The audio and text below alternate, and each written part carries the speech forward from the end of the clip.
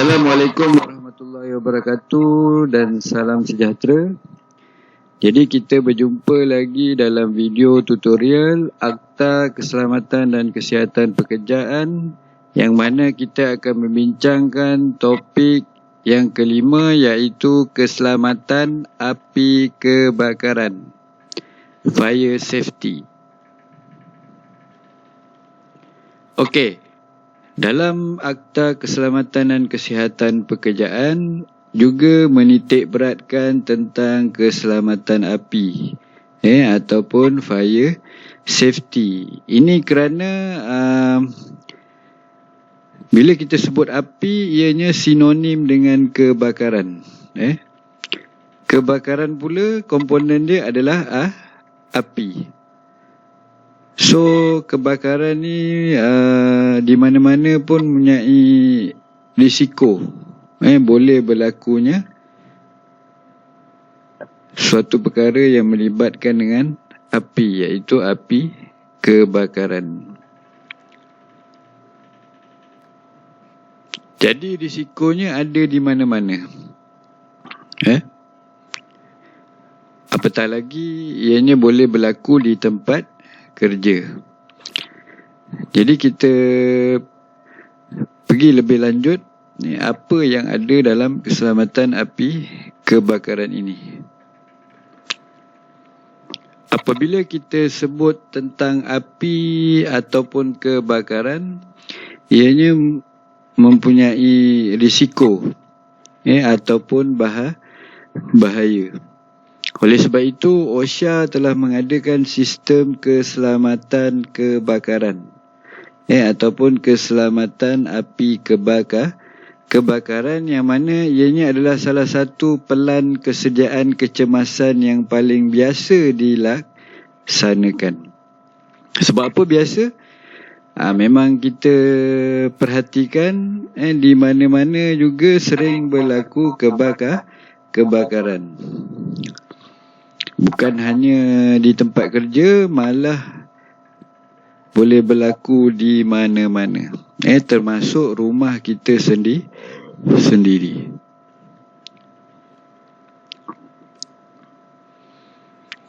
Okey, di mana kebakaran adalah keadaan darurat yang berbahaya dan mempunyai kemampuan untuk berubah menjadi bencana besar.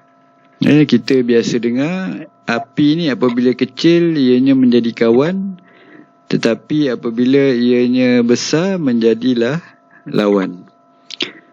Okey.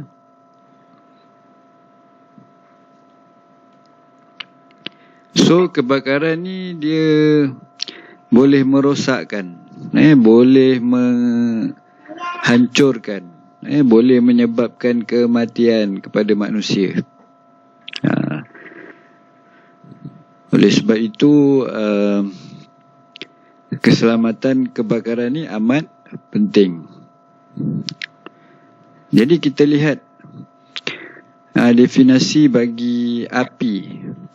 Kalau dijelaskan di sini berdasarkan 3 elemen utama yang diperlukan agar api menyala. So api ni dia perlukan 3 elemen untuk dia boleh menyala ataupun terbakar.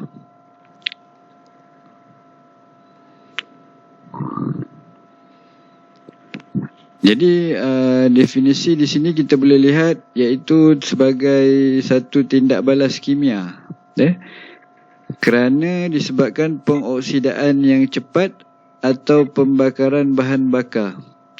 Ia memerlukan 3 elemen untuk berlaku. So apa elemen tersebut? Iaitu yang pertama adalah bahan api, bahan yang mudah terbakar.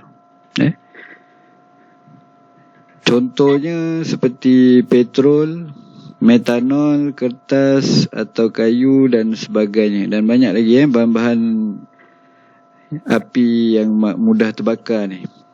Selain daripada itu, elemen kedua iaitu oksigen. Sekurang-kurangnya 16% oksigen diperlukan untuk menghidupkan api ni.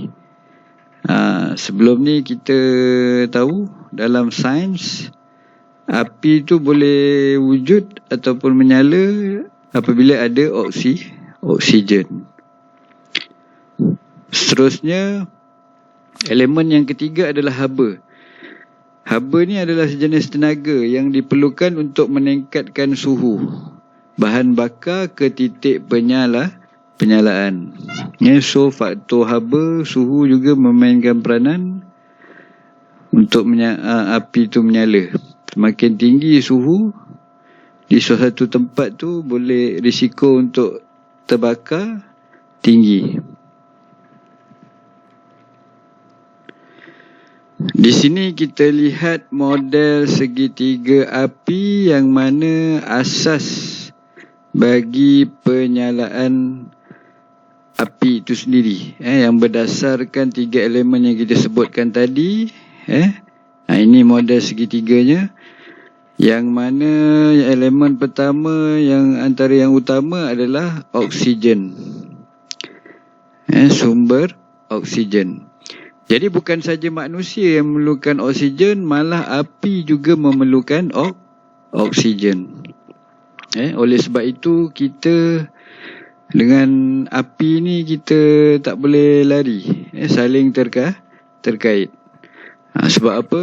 Kita juga perlukan api. Kita juga menggunakan api. Jadi api ni ada kebaikan-kebaikan dia dan keburukan dia apabila kita tidak dapat mengawal penggunaan api tersebut sehingga menyebabkan kebakaran. Jadi api ni dia ada kebaikan dan ada keburukan kepada kehidupan manusia. Kemudian elemen yang kedua, haba lah, seperti yang kita ceritakan tadi. Yang mana haba ni, sumber haba ni boleh datang dari pelbagai sudut ataupun bentuk. Contohnya daripada tenaga elektrik, sumber tenaga elektrik, sumber tekanan gas dan sebagainya. Kemudian elemen yang ketiga iaitu bahan api ataupun bahan yang mudah terbakar. Bahan yang mudah terbakar ni terbahagi kepada 3 bahagian. Yang pertama, bahan terbakar dalam bentuk gas. Yang kedua, dalam bentuk liquid, cecair. Dan yang ketiga, dalam bentuk solid ataupun pepejal. Jadi gas, macam-macam gas kita boleh lihat di sini yang mudah terbakar. Liquid contoh petrol, minyak petrol, kereta, gasolin dan sebagainya pun boleh mudah terbakar. Selain daripada itu, solid seperti kayu, kertas yang boleh ataupun mudah terbakar. Jadi daripada segi 3 inilah wujudnya nyalaan api sehingga boleh menyebabkan kebakaran. Jadi apa gunanya model segitiga api tadi? Bukan saja untuk kita mengetahui bagaimana nyalaan api itu wujud, malah daripada model segitiga api tadi kita boleh tahu ataupun kita boleh menggunakannya untuk menunjukkan cara bagaimana untuk memadamkan api. Sebagai contoh, selimut basah yang digunakan untuk menutupi api akan memadamkan api kerana penghapusan oksigen. Jadi kita boleh jumpa salah satu kaedah bagaimana nak memadamkan api apabila kita mengetahui salah satu elemen wujudnya api ni adalah oksigen. Jadi cara ini untuk kita hapuskan gas oksigen tadi. Supaya apabila salah satu elemen api kita dapat hapuskan, maka api itu akan terpadam ataupun mudah untuk dipadamkan. Okey, salah satu lagi contoh, mematikan bekalan gas akan mengganggu tidak balas rantaian api untuk memadamkan api. Tindakan ini menghilangkan bahan bakar yang membakar api. So contoh ni bila kita tahu elemen asas api tersebut, so kita boleh lakukan tindakan tepat untuk memadamkan api kebakaran dengan lebih cepat atau lebih cepat dan sempurna lah. Apabila kita tahu punca ataupun asas pada segitiga api tadi. Seterusnya, contoh lain, gas ni ataupun bahan bakar yang disimpan dalam keadaan termampat untuk memastikan ia berada di bawah titik panas penyalaan untuk mengelakkan penyalaan. Dengan ilmu segitiga api itu tadi, maka terhasillah reka bentuk tong gas di mana tersimpannya gas mampat. Jadi dengan kaedah mengisi ataupun menyimpan gas dalam keadaan termampat ni, rupanya boleh merendahkan suhu ataupun titik panas untuk menyalakan api. Jadi sebab tu penting untuk kita tahu segitiga ataupun model segitiga api tadi. Dan banyak kaedah-kaedah lain yang kita boleh gunakan untuk memadamkan api. Jadi seterusnya kita pergi kepada kelas kebakaran. Jadi api kebakaran ni ada klasifikasi dia, ada jenis-jenis dia. Ianya berdasarkan jenis bahan api ataupun bahan yang mudah terbakar tadi. So terdapat 5 jenis kebakaran yang berbeza. Yang kita nak kena tahu, kita nak kena kenal. Masing-masing memerlukan jenis atau teknik memadam yang berbeza. Setiap jenis api kebakaran, teknik dia pun berbeza untuk memadamkannya. Itu pun berdasarkan kepada model segitiga api tadi. Okey, kita boleh lihat bahan ataupun kelas api yang ada dalam jadual ni. Jenis yang pertama, bahan pepejal. Jadi contoh bahan pepejal seperti kita pernah sebut tadi, kayu, kertas, kain dan lain-lain. Bahan pepejal yang mudah terbakar. Jadi ini kita kelaskan sebagai kelas A. Kelas api A. Yang kedua, cecair mudah terbakar. Liquid yang mudah terbakar seperti petrol, kerosin, diesel, metanol, etanol dan lain-lain. Ini adalah kelas B. Yang ketiga, gas mudah terbakar seperti hidrogen, metini, butini, karbon monoksida dan lain-lain. Kelas C. Kelas D adalah bahan logam. Bahan logam pun boleh terbakar seperti kalium, natrium, magnesium. Kelas D. Yang kelima adalah berdasarkan tenaga elektrik. Jadi contohnya high voltage kabel, server, mesin dan sebagainya. Ini kelas api E. Kelas E. Ada bahan-bahan yang menyebabkan api ataupun kebakaran berlaku. Okey, seterusnya bagaimana kita nak mengenal pasti alat pemadam api yang betul.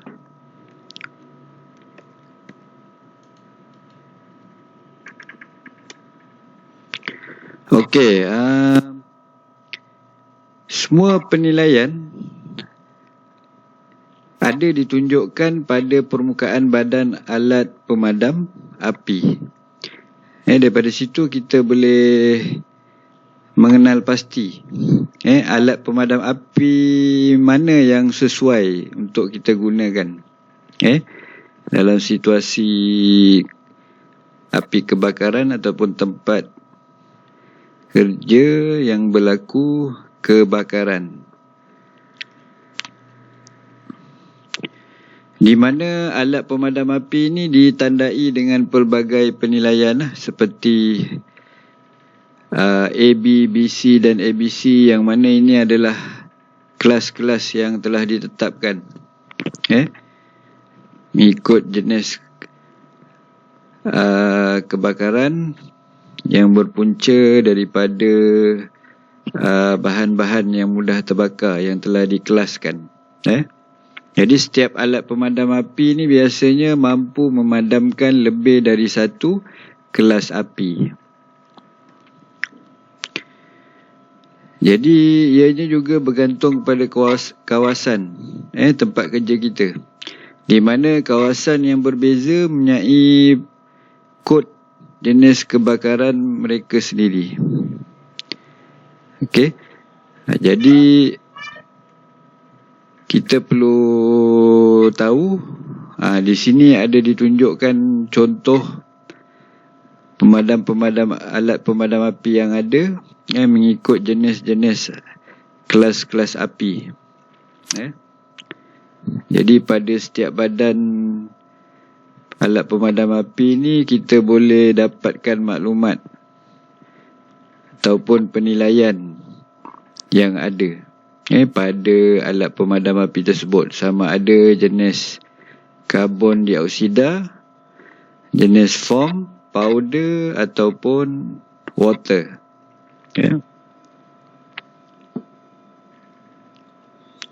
Di sini juga kalau kita nampak ada diletakkan ataupun dinyatakan kelas-kelas api yang sesuai digunakan. Contoh yang ini jenis kelas A dan kelas B. Okey.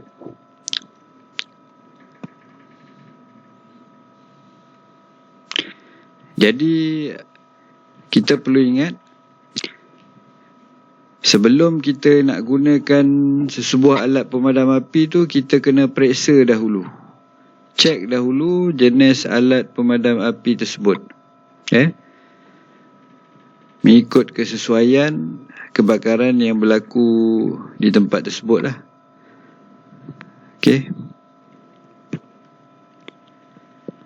Okey, seterusnya kita boleh lihat jadual di atas ni, yang mana jenis alat pemadam api dan juga jenis kelas api yang kita boleh gunakan. So kat sini jenis-jenis alat pemadam api terdiri daripada karbon dioksida, dry powder, special dry powder, foam dan water. Jadi kalau kita lihat satu contoh karbon dioksida, jenis kelas api yang kita boleh gunakan kelas B, kelas E. Kelas A dengan kelas C ni dia ada limit. Tak semua yang kita boleh gunakan. Manakala kelas api jenis D, kita tak boleh gunakan alat pemadam api jenis karbon dioksida.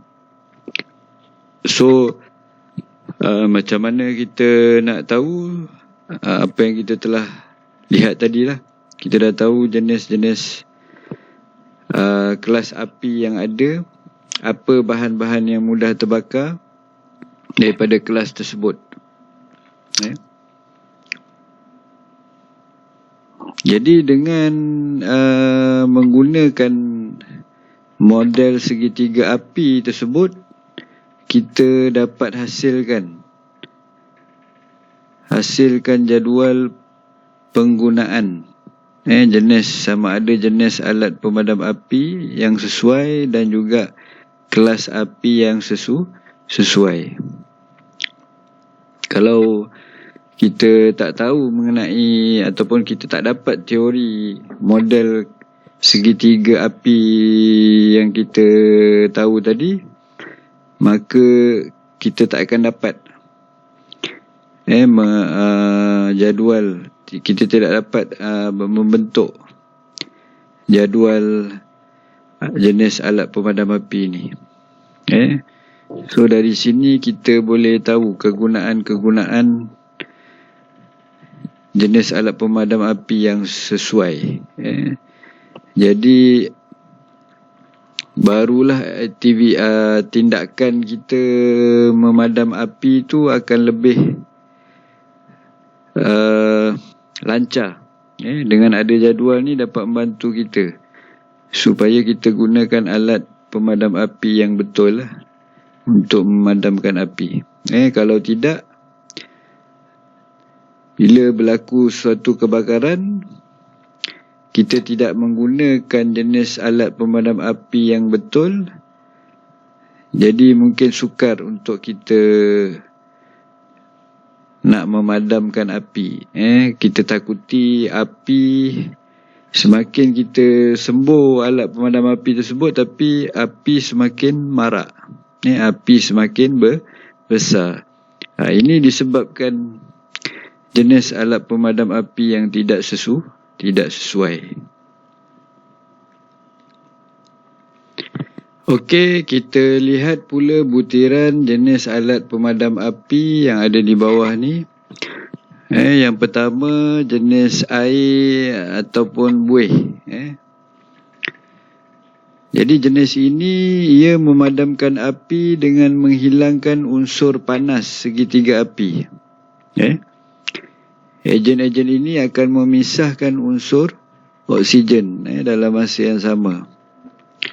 So dia akan hilangkan suhu panas pada api dan juga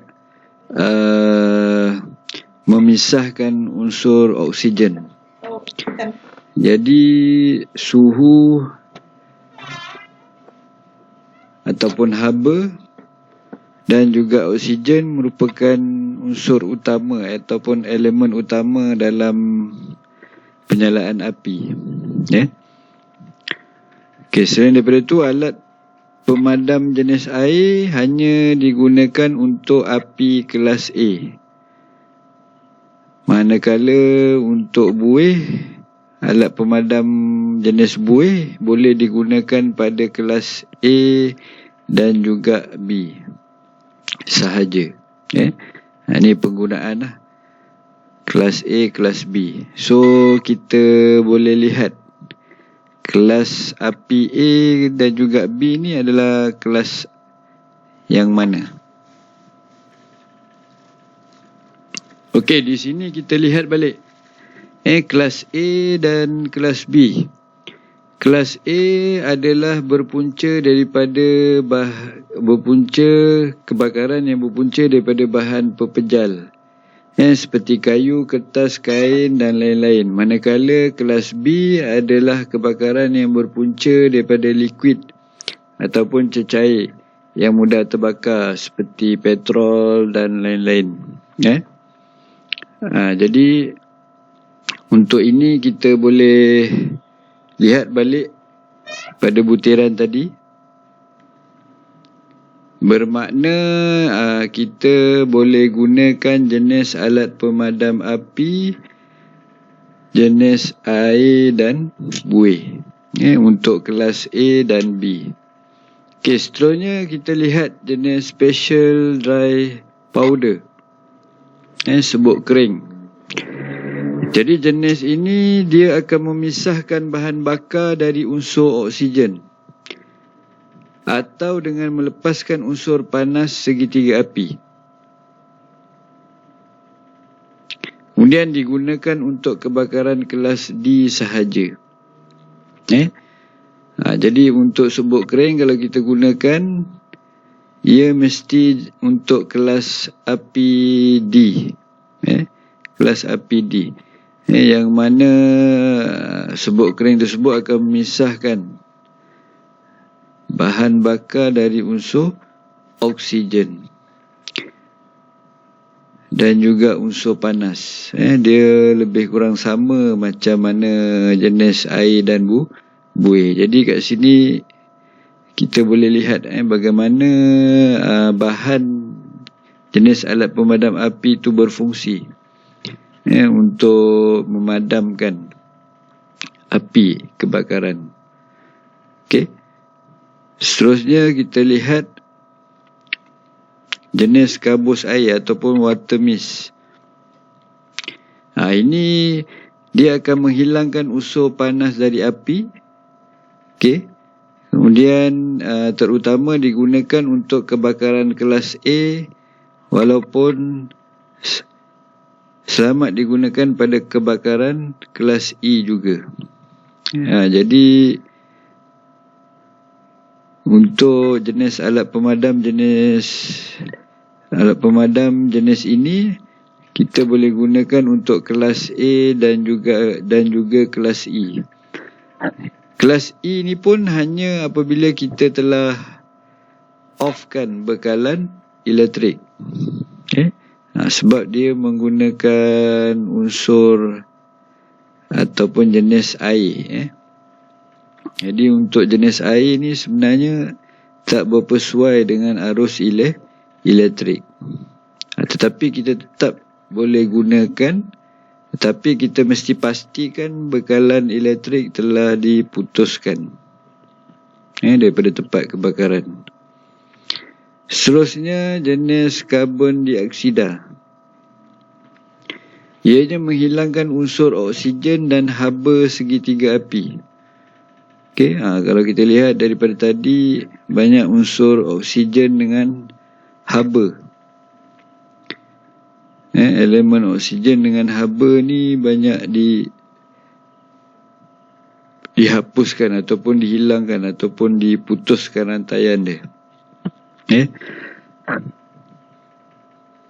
Jadi kita boleh gunakan untuk kelas B dan E. Sementara biasanya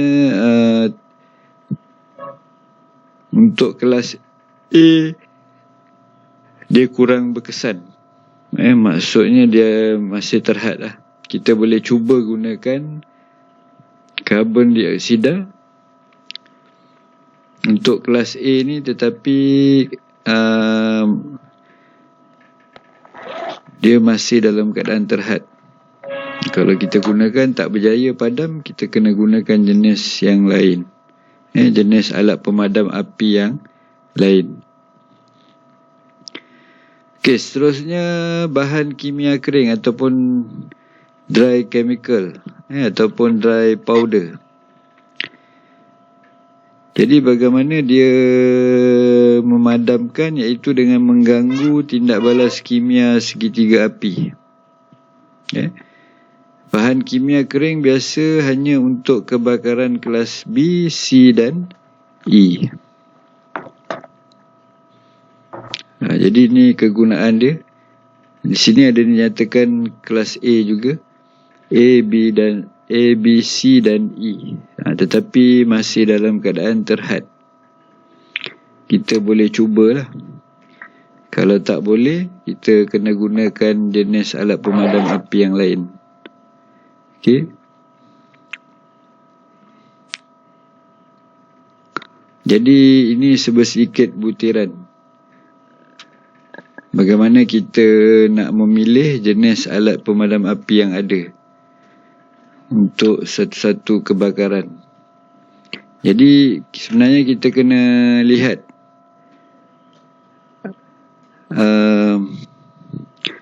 ataupun kita kena perhatikan tempat kebakaran tersebut. Kalau kita dapat ketahui punca bahan yang terbakar berdasarkan tempat kerja kita, so dari situ kita boleh pilih jenis alat pemadam api mana yang sesuai supaya kebakaran dapat dipadamkan dengan cepat.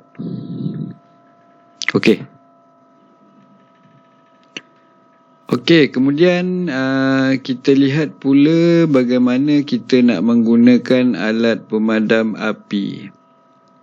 Ianya berdasarkan kepada PASS, P-A-S-S, PASS.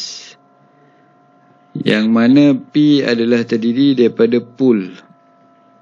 Langkah pertama, kita kena tarik ataupun cabutkan pin pada alat pemadam api. Kemudian langkah yang kedua, aim. A adalah aim. Jadi kita kena halakan nozzle kepada pangkal api ataupun base pada api kebakaran. Kemudian langkah yang ketiga, squeeze. Kita perlu tekan tuel pada alat pemadam api. So apabila kita tekan tuel, maka nozzle akan mengeluarkan semburan bahan api berdasarkan jenis alat pemadam api yang kita gunakan. Dan yang terakhir, yang keempat, sweep. Yang mana kita kena arahkan nozzle ke kiri dan juga ke kanan. Sambil kita menekan tuel tadilah. Jadi ini antara 4 langkah untuk kita gunakan alat pemadam api. Sebenarnya mudah, senang untuk kita gunakan. Lihat pula berkenaan dengan perancangan kecemasan dan keselamatan kebakaran. Biasanya perancangan ini dibuat atas dasar pengalaman yang telah dialami ataupun kejadian-kejadian yang pernah berlaku sebelum ini. Sama ada ianya berlaku di sekeliling kita ataupun di tempat kerja lah. Jadi perancangan keselamatan, kecemasan dan kebakaran ni boleh dibahagikan kepada 3 bahagian. Yang pertama,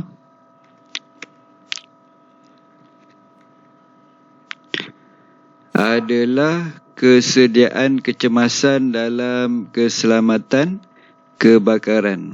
Jadi kesediaan ni bermakna preparation ataupun organisasi sentiasa bersiap sedia.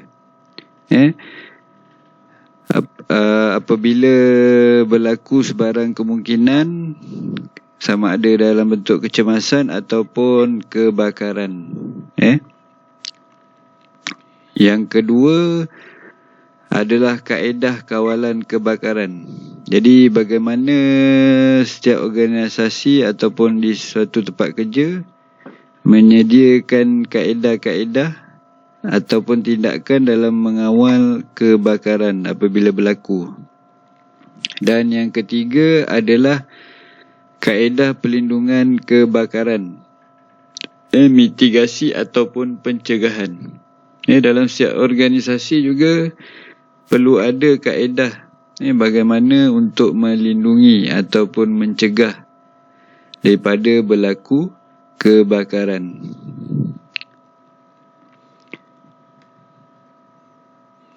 Perancangan keselamatan, kecemasan dan kebakaran ni adalah keperluan asas dalam setiap organisasi ataupun di tempat kerja dalam memenuhi strategi pengurusan kecemasan untuk memastikan semua persiapan kebakaran tetap utuh dan dapat diaktifkan pada waktu-waktu tertentu ataupun pada bila-bila masa sajalah. Sebab apa, kita tak tahu kemungkinan kebarangkalian ianya boleh berlaku kebakaran. Tak dijangka, suatu perkara yang tak boleh nak dijangka. Jadi pengurusan ataupun strategi pengurusan ataupun perancangan keselamatan, kecemasan ataupun kebakaran ni perlu ada. Seterusnya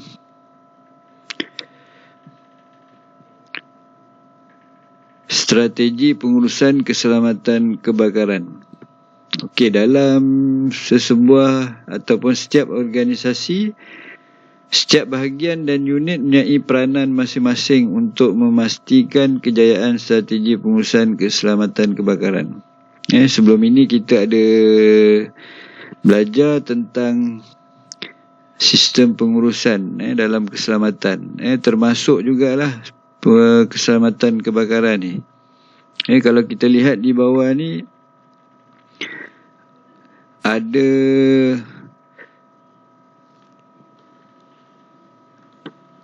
ada 5 bahagian strategi pengurusan keselamatan kebakaran. Jadi yang pertama kita ada building design and alterations, ataupun bahagian menyelenggarakan ataupun reka bentuk dan perubahan bangunan. Yang mana bahagian ini ianya menyelenggarakan dokumentasi reka bentuk premis dan juga perakuan penyerahan bangunan. Iaitu yang ini termasuk pengembangan atau pengubahsuaian yang dilakukan. Jadi ini untuk memastikan sebarang perubahan bangunan diketahui dan semua langkah keselamatan diambil kira. Manakala bahagian yang kedua, fire safety inspection and audit, ataupun pemeriksaan dan audit keselamatan kebakaran. Bahagian ini pula ianya mengaudit setiap premis, setiap suku tahun, dan untuk memastikan semua sistem perancangan kecemasan berfungsi sepanjang masa. Kemudian ianya juga membuat penilaian risiko keselamatan kebakaran, juga dibuat untuk memastikan semua bahaya kebakaran dikenal pasti pada bangunan ataupun tempat kerja tersebut. Kemudian bahagian yang ketiga, fire evacuation drill, ataupun latihan pemadaman kebakaran. Jadi bahagian ini ianya melakukan latihan evakuasi kebakaran seperti yang dilatih oleh pengurusan bomba. Setiap evakuasi itu perlu diperhatikan dan setiap keberkesanan rancangan tindak bala kecemasan kebakaran akan dinilai setiap masa. Itu bahagian yang ketiga. Bahagian yang keempat ni pula adalah fire warden management, pengurusan warden bomba. Jadi apa yang berkaitan, iaitu bahagian ini bertindak sebagai penyelaras untuk mengadakan latihan keselamatan kebakaran, penempatan dan pengesahan alat pemadam api untuk jabatan bomba biasanya. Kemudian mengadakan program-program kesedaran tentang keselamatan kebakaran, mengadakan latihan-latihan induksi keselamatan kebakaran untuk pekerja-pekerja yang baru contohnya. Itu. Kemudian bahagian yang kelima, fire system maintenance, penyelenggaraan sistem kebakaran. Jadi bahagian ini bertanggungjawab atas pematuhan undang-undang dan melihat peraturan yang standard mengikut piawaian yang ditetapkan dan memeriksa apakah sistem kebakaran tersebut mematuhi undang-undang yang ditetapkan berkaitan dengan strategi pengurusan keselamatan kebakaran. Okey, apabila strategi pengurusan keselamatan kebakaran ini dapat disusun, maka organisasi akan dapat berusaha melaksanakan ataupun merealisasikannya di tempat kerja masing-masing.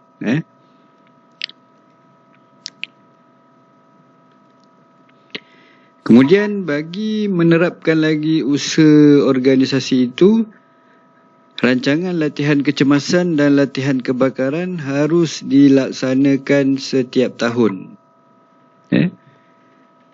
Di samping itu,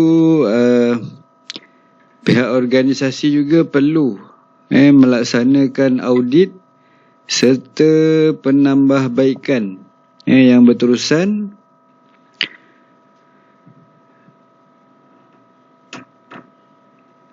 berdasarkan maklum balas daripada kaki tangan.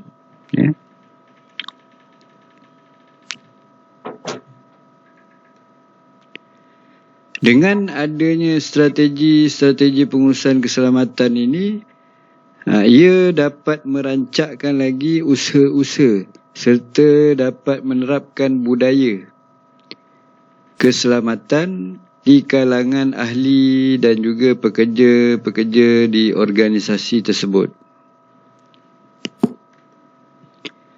Oleh yang demikian, apakah langkah-langkah yang perlu dilaksanakan oleh organisasi untuk perancangan keselamatan kebakaran? Kita lihat satu persatu.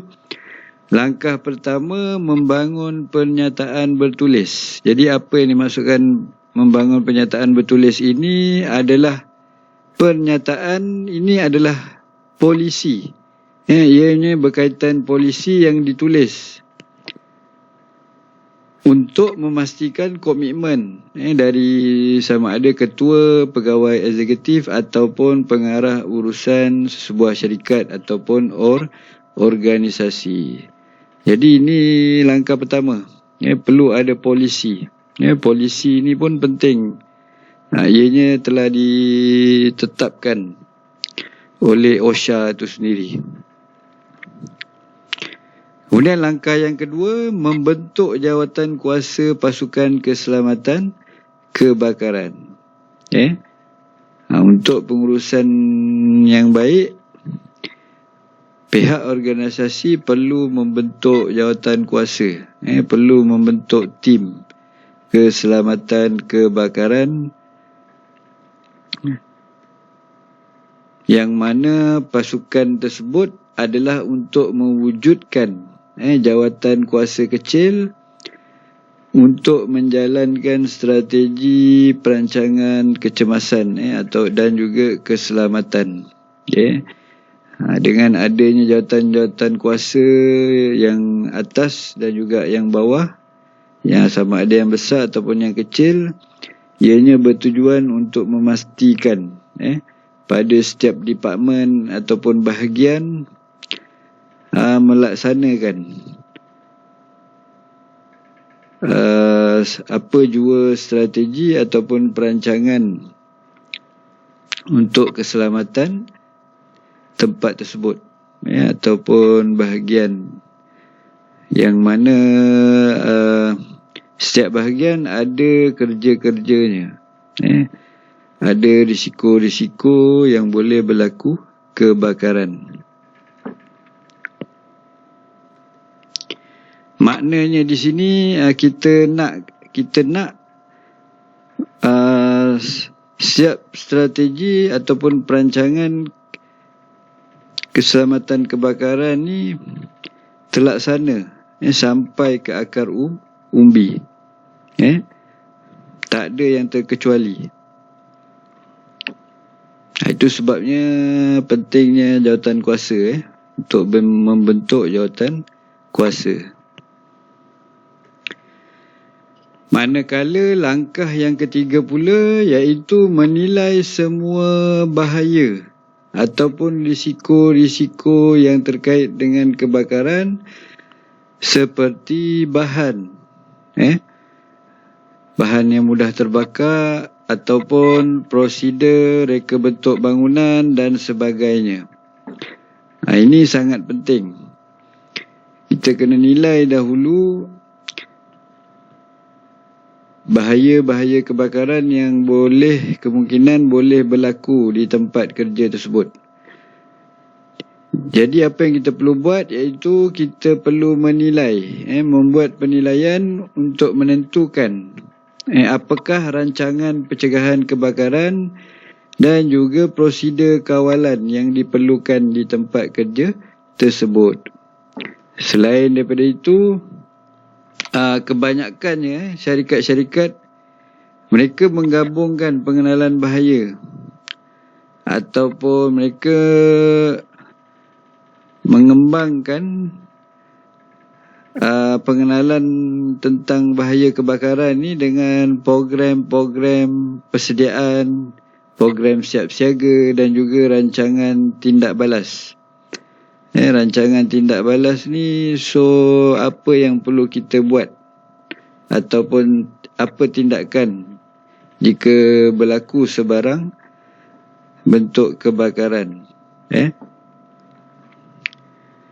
Jadi itu semua bergantung kepada bahaya, jenis bahaya dan juga jenis pekerjaan yang dilakukan di situ. Jadi amalan pencegahan dan kawalan kebakaran tambahan mungkin diperlukan.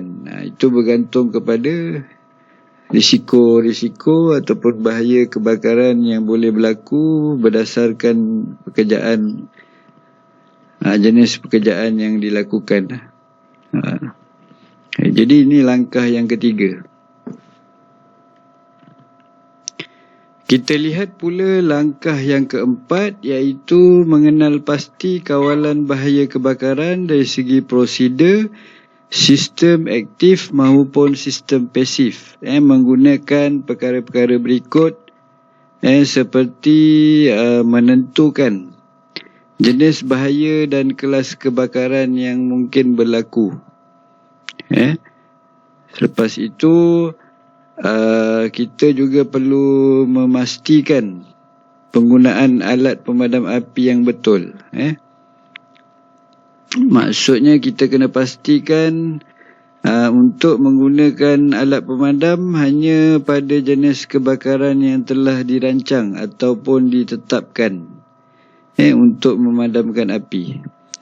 Sebab apa? Pada awalnya kita dah tentukan jenis bahaya dan kelas kebakaran. Daripada situ kita boleh tentukan juga alat pemadam api yang sesuai untuk digunakan apabila berlaku kebakaran. Kerana apabila kita menggunakan jenis alat pemadam api yang salah pada kebakaran yang berlaku tadi, ianya boleh meningkatkan lagi intensiti kebakaran ataupun menyemarakkan lagi. Bukan kita nak padamkan, tetapi kita marakkan lagi, api menjadi lagi besar. Sebab itu pentingnya model segitiga api yang kita telah pelajari. Kemudian kita juga perlu kena pasti sumber penyalaan yang berpotensi yang ada di tempat tersebut. Apa sumber-sumber penyalaan yang ada yang berpotensi boleh menyebabkan kebakaran. Dan dalam masa yang sama, kita juga perlu kenal pasti jenis peralatan ataupun sistem pelindungan kebakaran yang kita gunakan, seperti alat pengesan, penggera dan juga alat pemadam api yang ada. Dan perlu juga ada sistem kawalan bahaya kebakaran yang telah dikenal pasti tadi. Bagaimana kita nak mengawal? Apa sistem kawalan yang kita gunakan? Itu semua bergantung pada tempat kerja tersebut. Langkah yang kelima pula iaitu kita perlu membangunkan prosedur keselamatan untuk mengawal bahaya kebakaran yang mungkin boleh berlaku. Jadi yang mana semua bahaya yang telah dinilai tadi kita perlukan prosedur-prosedur yang betul. Supaya apa? Untuk mengelakkan kejadian yang tidak selamat berlaku. Dengan adanya prosedur-prosedur tersebut, berdasarkan bahaya yang telah dinilai tadi, kita nak memastikan kawalan kebakaran tu dapat berjalan dengan lancar dan memastikan keadaan semua orang selamat di kawasan tersebut.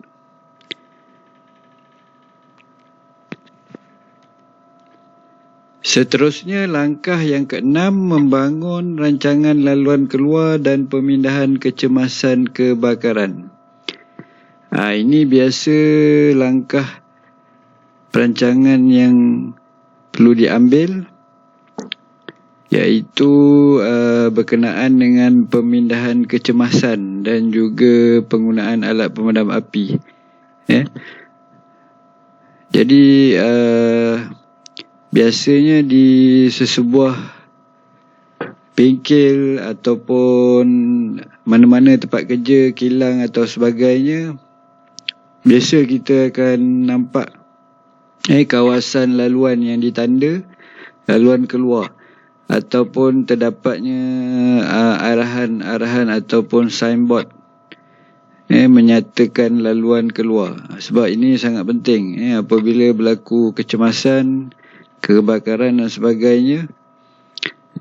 Jadi kita sebagai pekerja tahu dalam situasi kecemasan tu kadang-kadang kita panik dan sebagainya. Jadi dengan adanya arahan-arahan ataupun signboard untuk menyatakan laluan keluar tu dapat membantulah untuk kita bertindak cepat keluar daripada kawasan kebakaran. Jadi di sini juga menyatakan pemindahan kecemasan dan juga penggunaan alat pemadam api adalah dua keperluan asas untuk rancangan tindak balas kecemasan kebakaran yang berjaya. Jadi salah satu langkah kawalan yang perlu kita ambil bila berlaku sebarang kemungkinan, contohnya kebakaran, mengelakkan kita daripada terperangkap dalam bangunan ataupun sebagainya. Dan di sini juga kita perlu kenal pasti alat penggera amaran dan kaedah komunikasi lain yang akan digunakan untuk memberitahu pekerja sekiranya kemungkinan berlaku kebakaran. Penggera amaran ni memang ada setiap bangunan, bukan saja tempat kerja, sekolah, hospital dan sebagainya. Memang diletakkan penggera amaran ni untuk memberitahu kita situasi yang berlaku, situasi kecemasan. Jadi apabila penggera amaran tu berbunyi, maksudnya dia memberi isyarat kepada kita ataupun pekerja yang mana pada tempat tersebut atau bangunan tersebut ada berlaku sesuatu kecemasan. Biasanya penggera amaran ni dia lebih kepada situasi kebakaran apabila berlakunya kebakaran. Sebab apa? Dia pada penggera tersebut ada alat pengesan kebakaran. So apabila alat pengesan kebakaran dapat mengesan sesuatu kebakaran yang berlaku, automatik penggera amaran ni akan berbunyi dengan kuat. Jadi untuk memberi isyarat. Selain daripada tu, perlu adakan juga sistem komunikasi ataupun kaedah komunikasi yang lain untuk kita memberi isyarat ataupun pemberitahuan kepada pekerja-pekerja di tempat tersebut.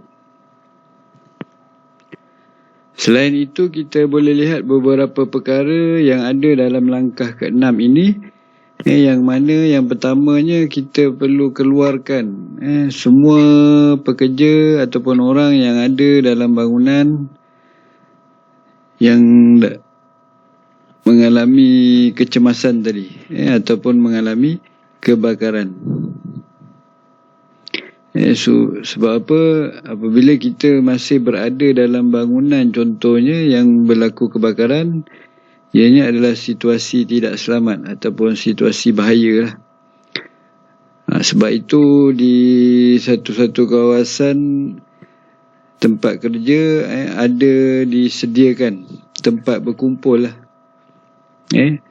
Apabila berlaku sebarang kecemasan kebakaran. Jadi kita sebagai pekerja perlu tahu di mana kawasan yang disebutkan tadi supaya kita tahu ke mana arah yang kita perlu tuju apabila berlaku kecemasan kebakaran ni. Kemudian yang kedua, sentiasa tarik penggera. Maksudnya penggera ni sentiasa dihidupkan. Sentiasa bunyi supaya keadaan situasi kecemasan tu kita dapat tahu. Dan pastikan ada yang membuat panggilan kecemasan lah. Sama ada polis, bomba dan sebagainya. Seterusnya, mengawal api dengan menutup tingkap dan pintu. Ini salah satu cara kita nak mengawal api. Daripada terus marak dengan cepat, iaitu kita tutupkan tingkap dan pintu. Contohnya dalam sebuah bilik tu berlaku kebakaran, cepat-cepat kita tutupkan tingkap dan pintu. Sebab kat situ kita dapat putuskan rantaian elemen penyalaan api, iaitu oksigen.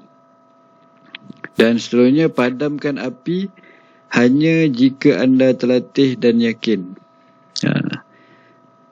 So, kita boleh padamkan api sekiranya kita tahulah, kita pernah dilatih dan confident. Kalau tak confident, baik kita keluar daripada kawasan tersebut.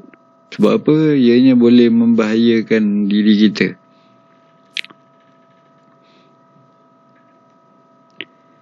Seterusnya, langkah yang ketujuh iaitu latihan kebakaran.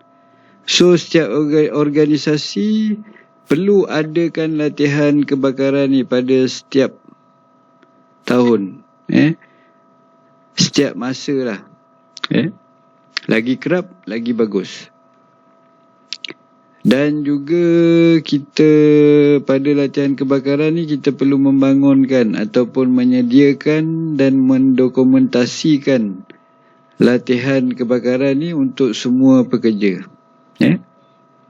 Dan latihan tahunan untuk semua pekerja yang terlibat. Kita mungkin ada latihan bulanan, latihan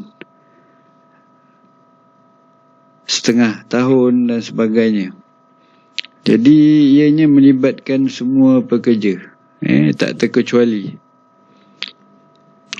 Sebab apa? Dengan adanya latihan ni, ianya melatih kepada semua ahli, organisasi serta pekerja untuk bertindak apabila berlaku sebarang kemungkinan kecemasan ataupun kebakaran. Jadi kita tahu apa yang nak buat bila ada latihan ni. Kita tak cepat panik. Bila kita ada ilmu, kita tak panik. Kita boleh berfikir dengan waras. Kita boleh bertindak dengan cepat. Kalau kita perlu keluar, kita keluar. Mengikut latihan yang telah diadakan. Okey, kemudian seterusnya langkah ke-8 ni iaitu berkaitan dengan penilaian, audit dan laporan. Jadi penilaian, audit dan laporan ni sebenarnya penting. Kadang-kadang pihak organisasi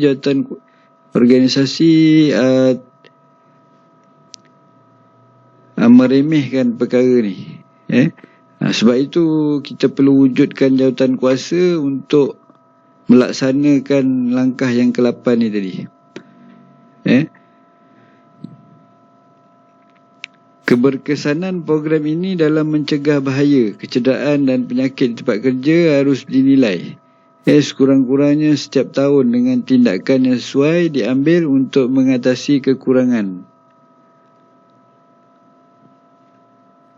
sistem keselamatan di tempat kerja.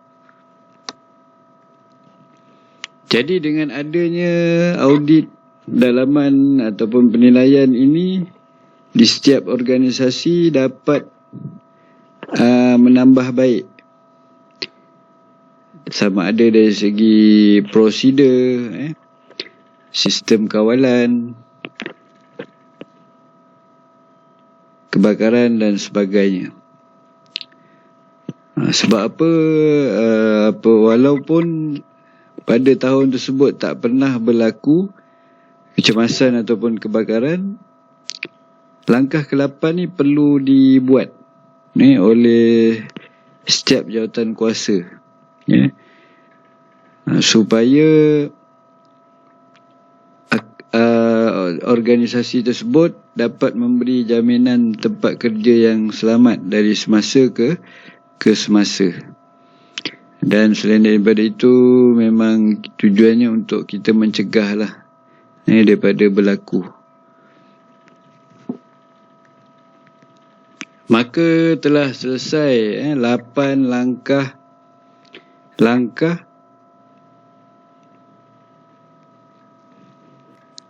dalam melaksanakan perancangan keselamatan kebakaran. Jadi dari segi kesimpulannya, dengan adanya fire safety ini ataupun keselamatan api kebakaran, ianya dapat memberi guideline serta rujukan kepada kita dalam membangunkan prosedur, langkah-langkah keselamatan, serta dapat membuat perancangan dan juga menyusun strategi dalam mengawal ataupun tindakan apabila berlaku sesuatu kemungkinan kecemasan kebakaran ini. Jadi sedikit dapat memberi kita ilmu, pengetahuan tentang fire safety di tempat kerja. Jadi dengan itu sekian saja untuk video kali ini. Semoga kita dapat berjumpa lagi pada video akan datang. Sekian, terima kasih.